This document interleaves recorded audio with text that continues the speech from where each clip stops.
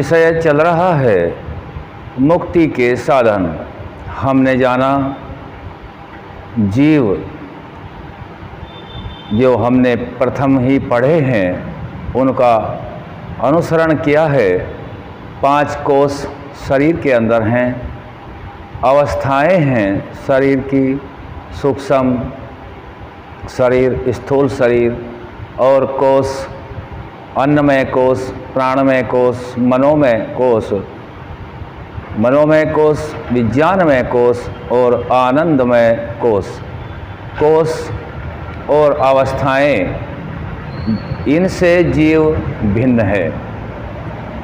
शरीर की अवस्थाएं और 5 कोष, इनसे जीव का संबंध अलग होता है और जीव ही कर्ता और भोक्ता है।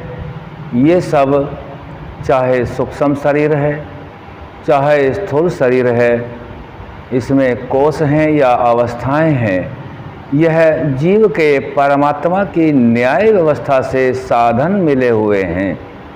इन साधनों से जैसे जैसे कर्म जीव अर्थात आत्मा करता है, उन सभी का भोक्ता आत्मा ही है।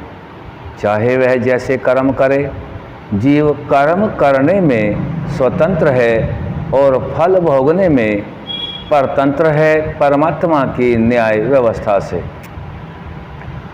चाहे हम और आगे कितना ही प्रयत्न करके जानते रहें, सभी वैदिक सिद्धांत ऋषियों का ज्ञान यही हमें बता रहा है कि जीव इन सब कोष और अवस्थाओं से पृथक है। आगे हमें जानना है इंद्रियां अर्थों में, अर्थात इंद्रिया, मन, इंद्रियां और आत्मा, मन आत्मा के साथ संयुक्त होकर के प्राणों को प्रेरणा करके जिस जिस कर्म में लगाता है, तभी आत्मा बहिर्मुख हो जाता है। जब वह शुभ कर्म करता है, पुण्य के कर्म करता है, धर्म के अनुकूल कर्म करता है, तो अंदर से आनंद, उत्साह और निर्भयता अनुभव होता है। और जब वह कोई निकृष्ट कर्म करता है, पाप कर्म करता है, तब उसके अंदर से भय, शंका और लज्जा उत्पन्न होते हैं। हमें यहाँ जानना है कि मुक्ति के साधनों को जानने के लिए जो हमारी इंद्रियां, मन, आत्मा की प्राणों से प्रेरणा करके जिस कर्म को करते हैं, उनके द्वारा भी हम अच्छे और बुरे कर्मों का अनुमान लगा सकते हैं।